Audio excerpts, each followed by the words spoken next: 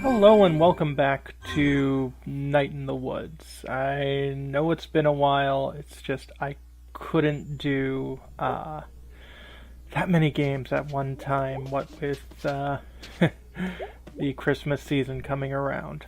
Anyway, you notice that the beginning of this kind of begins abruptly. I kind of lost my footage between waking up and going to the computer, so sorry about that. Anyway, now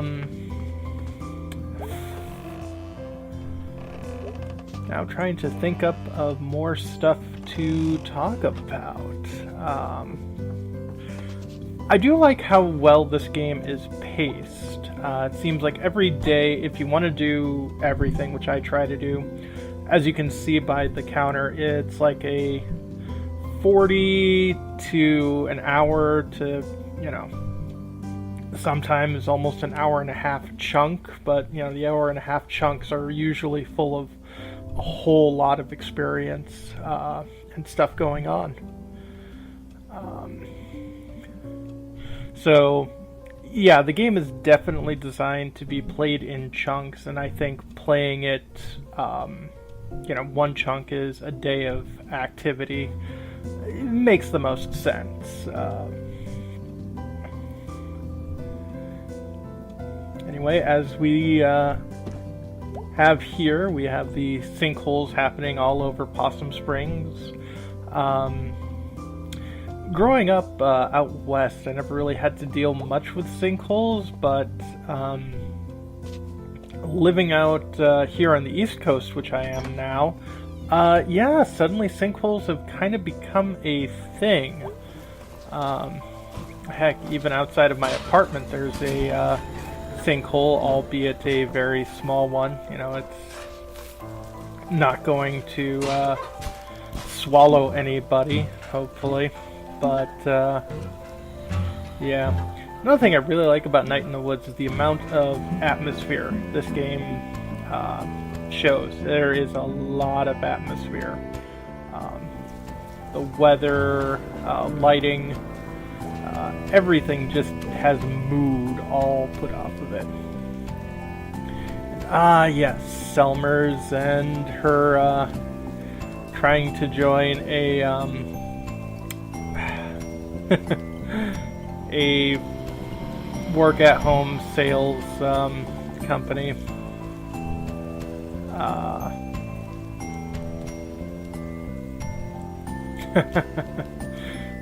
Yeah.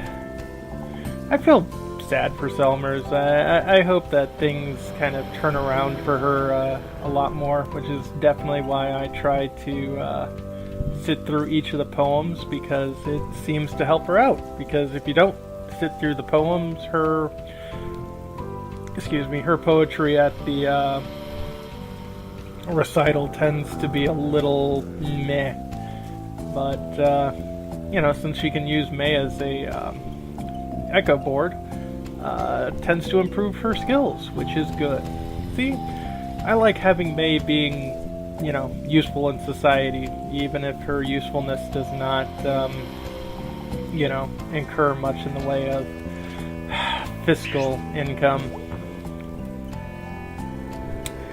And yes, the porch sitter, who I don't think is ever given a name, but he has given a lot of backstory. Apparently, May has known this person for a long time. House sitting, generally being near the person, all that kind of stuff. But never know the name. I mean, I guess it makes sense. There's a lot of people in the neighborhood I grew up with that I never knew the name of. There's all the neighbors I live around here now that I don't know the names of. I guess that's how things are. Names used to be the most important way to identify a person, and now it's becoming more experiences and histories with a person.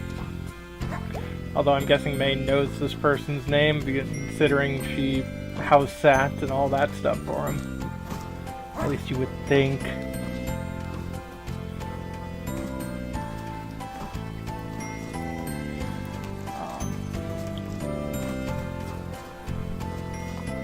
Yes. The examination of Bruce's setup here, which, yeah, I could see totally Bruce's, discomfort about all of this. No one wants to be,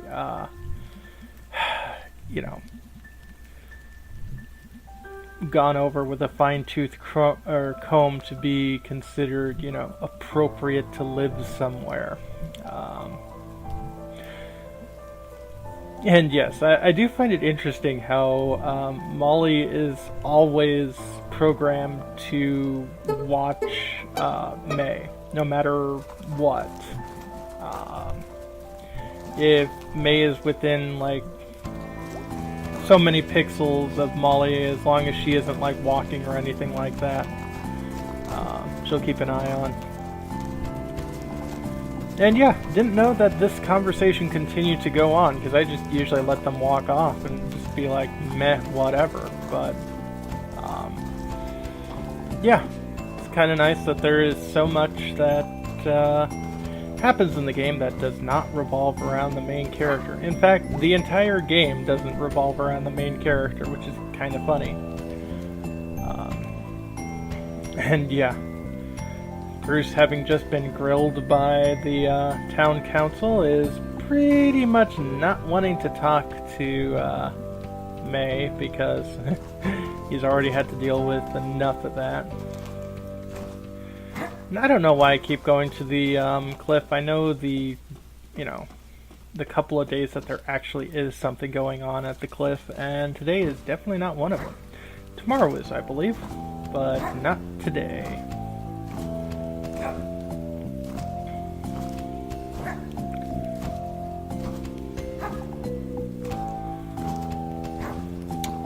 I'll admit, I grew up Catholic, so May's church does kind of seem exceptionally familiar to me. The huge stained glass windows, the statues, all that stuff.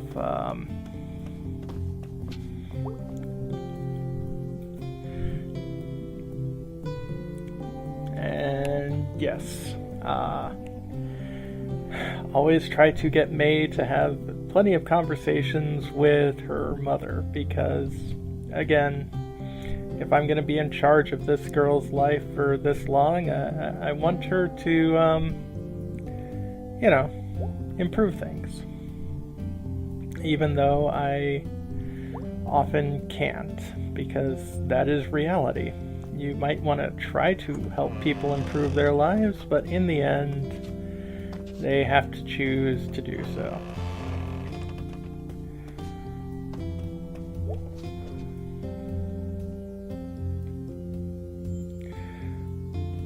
I do like how in Weird Autumn they've actually pulled back the camera to let you, see throughout the entire church. And you get to see all of, like, the stained glass windows and the banners and stuff like that. I've said it a number of times, you'll probably hear me say it a bunch more. I kind of wish they would make you walk in the church. It just kind of feels weird sprinting through the place, but maybe that's just me. Also, that little step right in front of Mom's workstation, you always have to jump. Again, that just kind of feels a little meh. But maybe that's just how I was raised.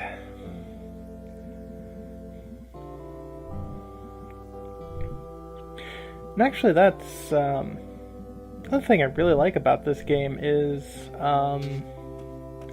while it is not a game that it doesn't focus like at all on gameplay or anything like that, save for the few mini games you have. It's definitely a game that makes you reflect on yourself, or at least try to.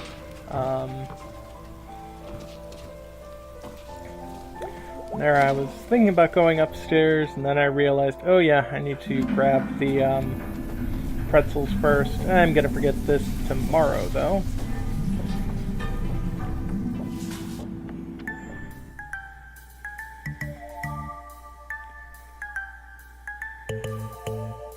And they certainly do get their money's worth off of this mini game. You've got to do it 3 times here and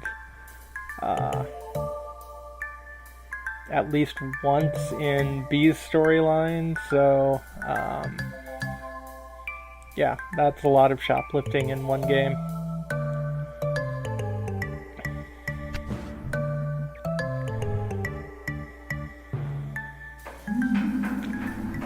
But generally shoplifting for good, I guess.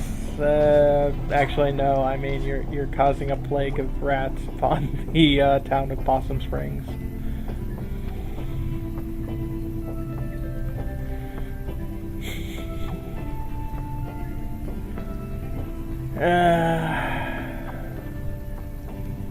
Yeah. I'm probably repeating myself here again, but yeah, the game kind of deals with May in a very transitionary period between going from a child to an adult,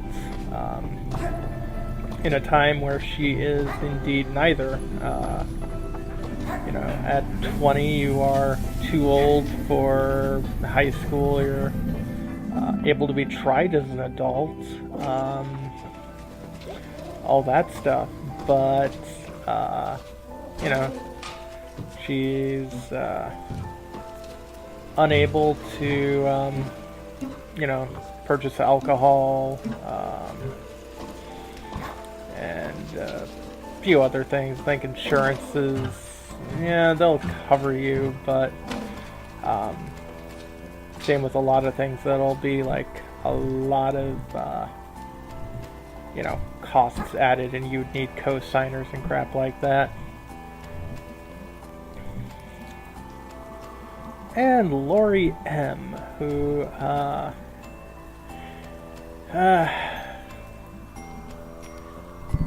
definitely feel for Lori. She seems to have a whole lot of anxiety issues, and I think she uses, yeah, these horror movies to, like, you know, get over it. She kind of uses the being scared there to hopefully not be scared elsewhere, and hopefully it works out for her. But oh,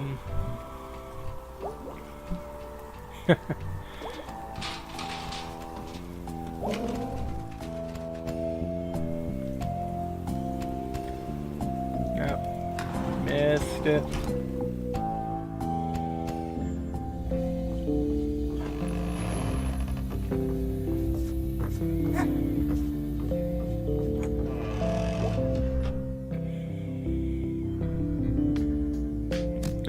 And here's a mini game that just seems to be kind of bolted on for very little purpose, trying to get these rats to grab a hold of the, you know, freaking pretzel. Sometimes I can get them in like one fell swoop. Other times it takes me like, you know, whole seconds even, to get them to grab it. And while that's not a really long time, it certainly feels, you know, very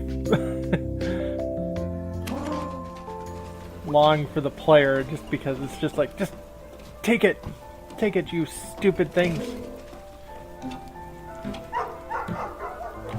I think at this run I realized that I never got the windmill over near Lori.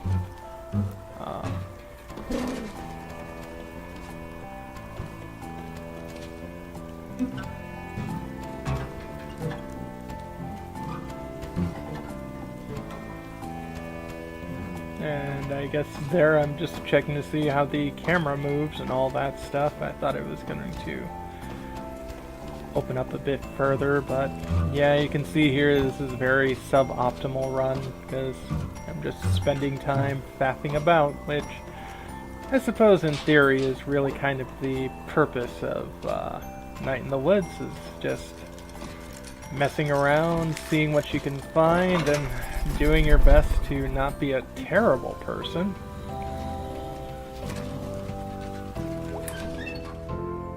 Here we see what B is up to and who else is in her building, to which she's not having a good day.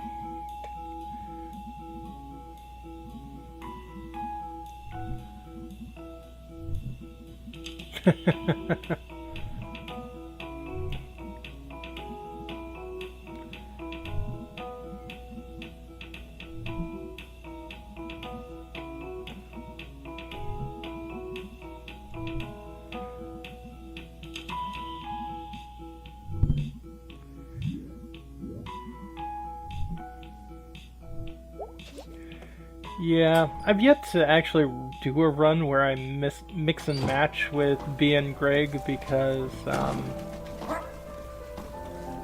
typically you get a better ending if you put all of your eggs in one basket. I don't know, maybe I should try that. I mean, the game is only like 12 hours long.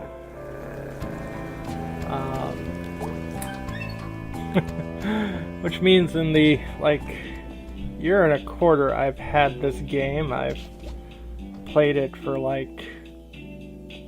2 or 3 days solid. I think 2.5, because I live streamed this first before I started doing recorded Let's Plays.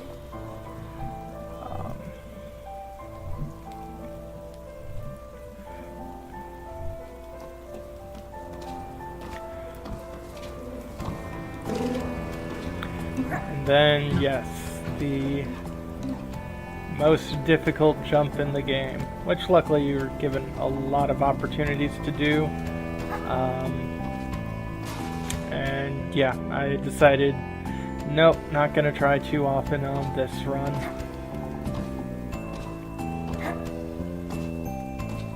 And of course, Jeremy Warburton, aka Germ Warfare.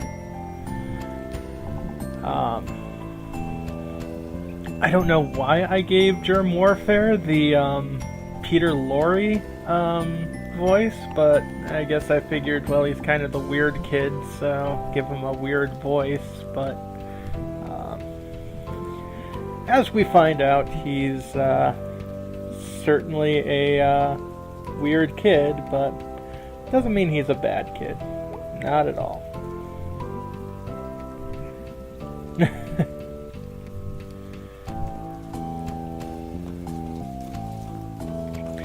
Yeah, I'm pretty sure Germ is somewhere on the autism spectrum, because that or he's just incredibly, socially awkward. Although I'm kind of thinking more on the former, just with how a lot of the stuff he finds fascinating is very introverted. And yeah, walking earlier, it's just fascinating how much physics is put into kicking up leaves in this game. And yes, it's kind of weird trying to figure out how much of the world of Night in the Woods is our world and how much of it isn't. According to the creators, everyone here is a, like a fox or a cat or whatever. It's not just like, weird representations of various people. Although, I did have a theory that,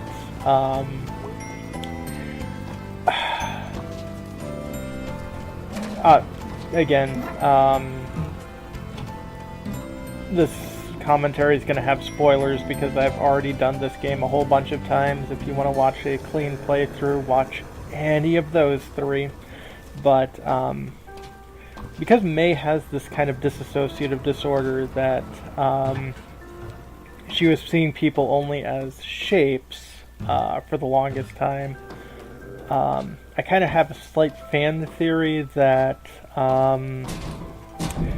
at this point she's now seeing people only as animals, just in that trying her desperate ability, or trying desperately to make people seem real, but you know, her disorder isn't quite letting her do that, so she's just like, okay, you know, they're not just brainless shapes. Oh, there, I almost got to that little nook, but I lost it. Don't worry, I do it tomorrow. But yeah, she tries her best to see people as kind of living things, so she personifies everyone as an animal. So Greg, who is crafty, he's a fox. You know, Angus is a bear because, well, you know, big, gay, male, obviously he's a bear.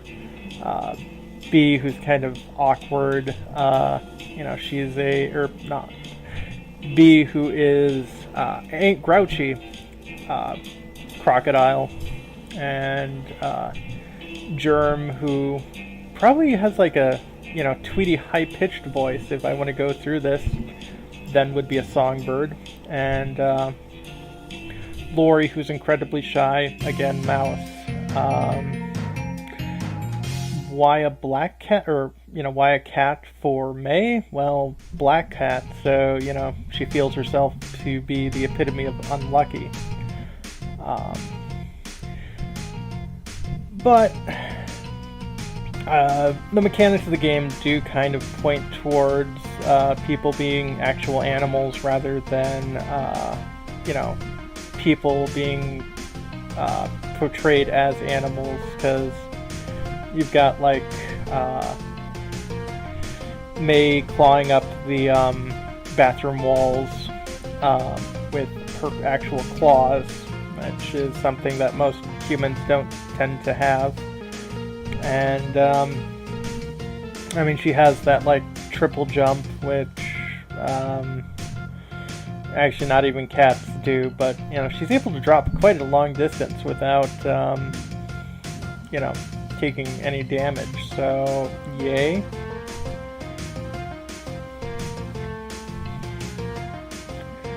And yes, May, I believe, is referring to the film Crash, not the Crash that won the Oscar that year, the same year Brokeback Mountain came out, but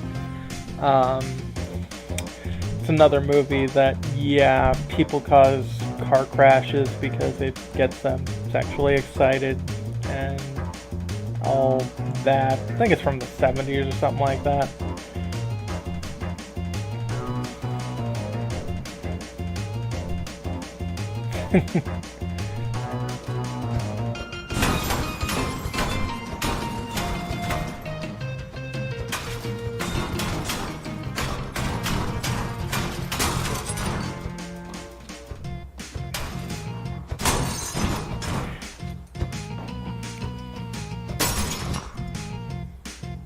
Excellent work indeed. And based off of the dialogue that was going on, I know there are some people who, like, get confused on, like, why people are putting political messages in Night in the Woods. And then it's just like, have you played the game? It's, exceptionally political, but I think some people are very obtuse on purpose.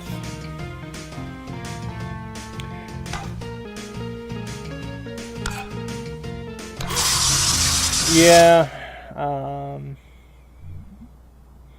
I'm never sure which wire to take off first myself. I think no matter what, it's always wrong in this game.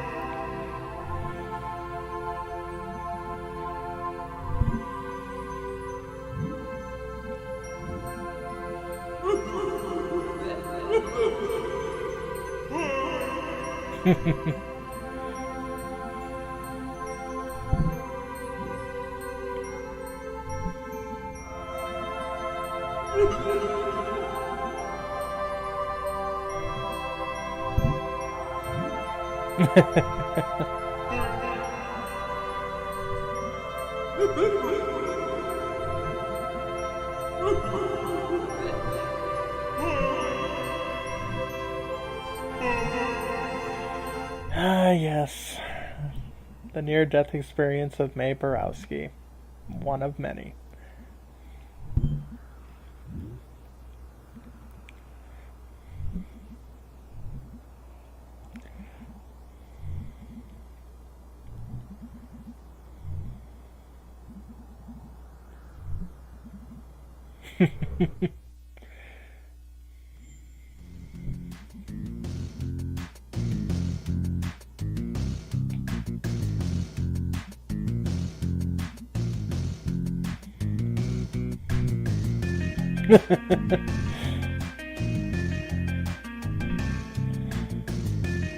Poor Greg. Poor Greg. But, yeah, I mean, according to this game, there is a Russia. There was a World War I and a World War II because, you know, not only does, you know, Greg say, you know, his helmet came from the other war and that the war after it was the one that dealt with fascism.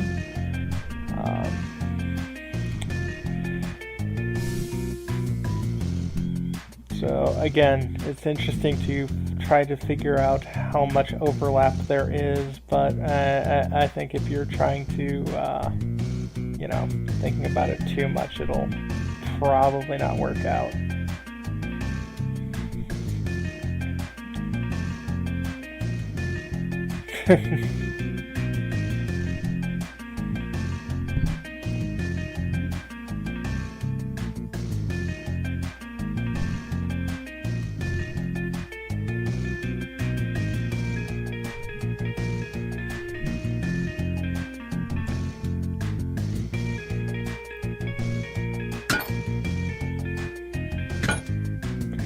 Yeah, I wasn't sure if you had to do that, like, exactly at the same time, but turns out, yeah, you can just clamp it whenever you feel like it.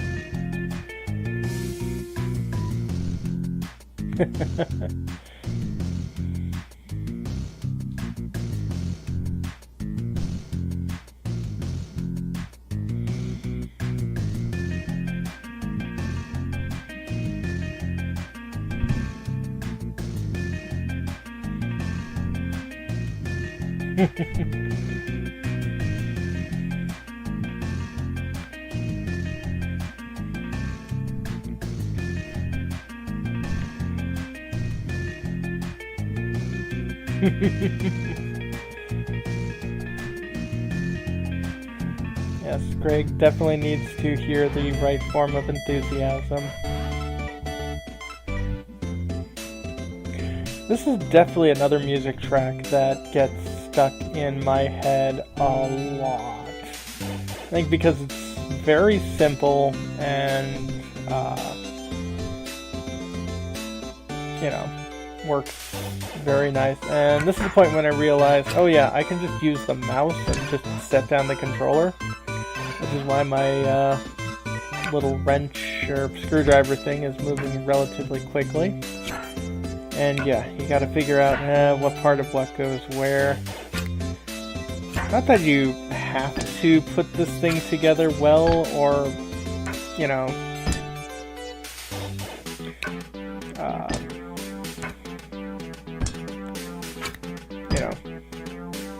anatomically correct. You can give it like a huge spooky neck or like one long spindly arm or something like that, but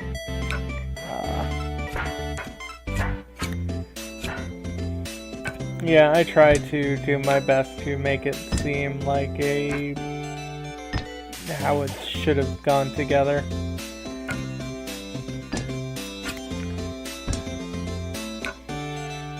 this time I decided to give the pig the hash. Too bad you can't put the final item on anywhere. You're always left with one thing not attached.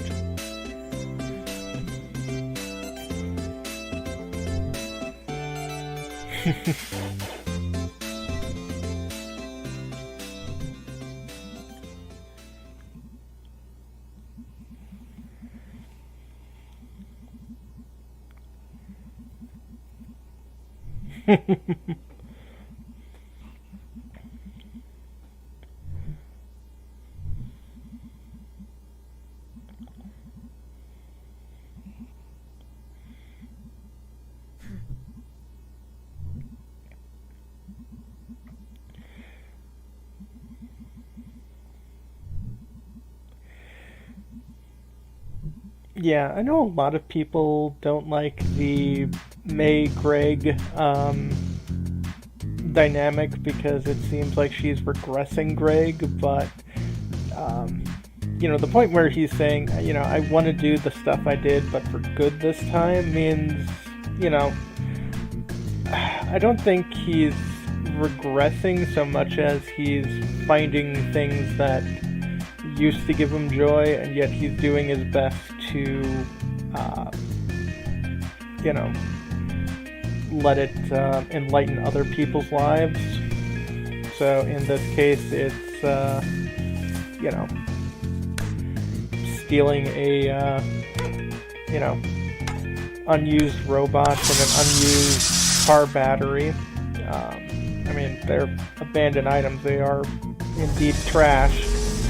And using that to kind of create a bit of an art form in his apartment. Unfortunately, it does cause May a little bit of pain. And by a little bit, I mean probably quite a lot, because she does not look particularly happy. Also, it looks like apparently she has bones in her ears, which I don't think is supposed to happen, but whatever.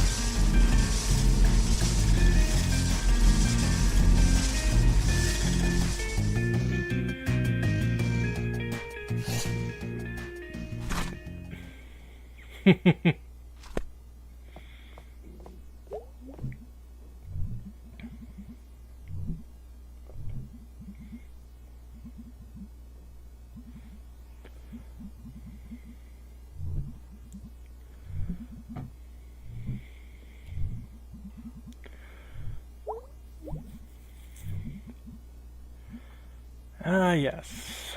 May's father, who seems to be kind of representative of, certainly a former generation that's desperately trying to find work, but, just turns out there's not much in the way of jobs out there.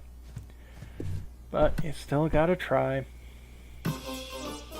Then they say you take whatever you can get, but, then whatever you can get can't really pay the bills. Yeah, that's always fun, ain't it? Yep.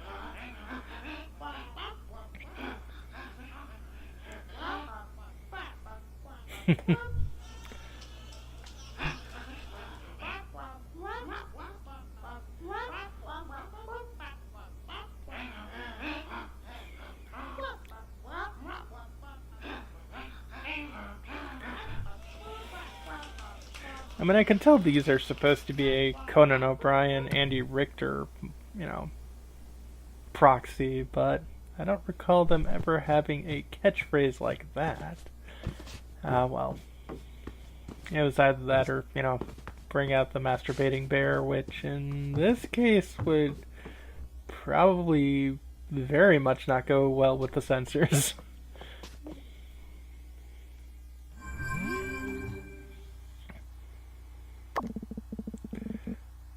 There is no proof the souls exist.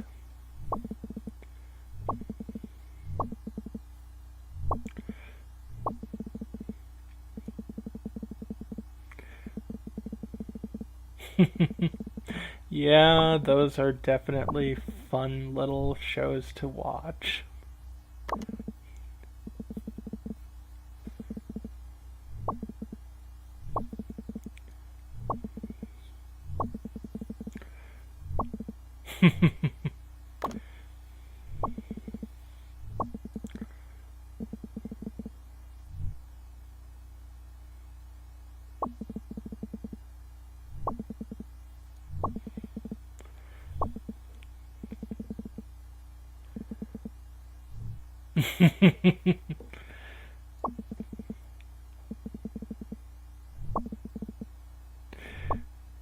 I think Angus is just very confused and wondering why the thing that they brought in is leaking acid all over their apartment. Probably not a good thing.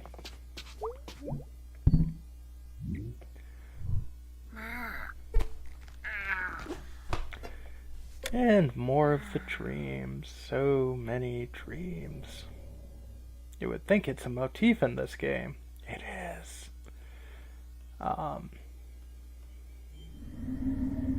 Yeah, this one I get lost in a lot because, yeah, it has this, one area that fades, into a hidden thing, so it's like,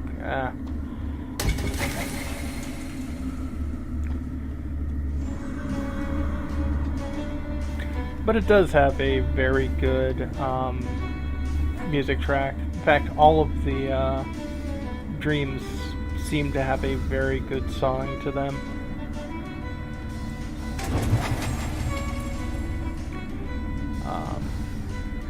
Yeah, not only finding my way back to the beginning was difficult, but it took me a while to realize, oh, you can just do the Jesus thing and walk on water here. Because, I mean, it's not, instinctual.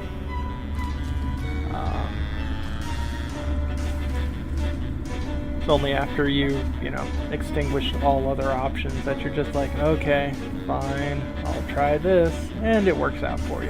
Hooray!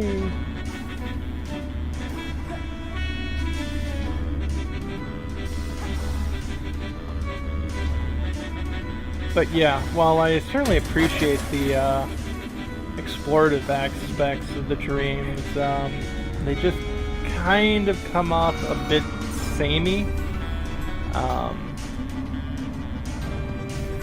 I don't know. I'm not sure how it would make it better, except for it would probably not deal with the musicians each time, and, well, I mean, the musicians is how you get the awesome soundtrack, so really that's not really a winning idea there. And I shouldn't say really that often. Really, I shouldn't say it that often. Here, I'm trying to figure out where that last one is, even though I saw it when I did my leap of faith at the beginning of the dream.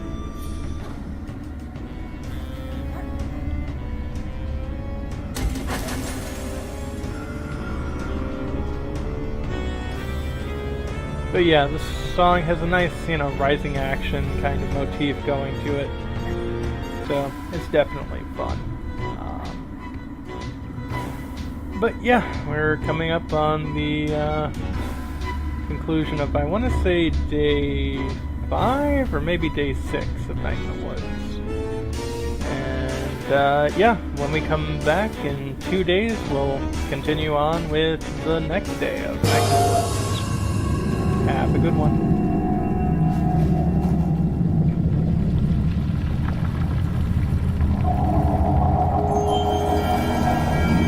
Yep, that is indeed mind-blowing there, May. Mind-blowing.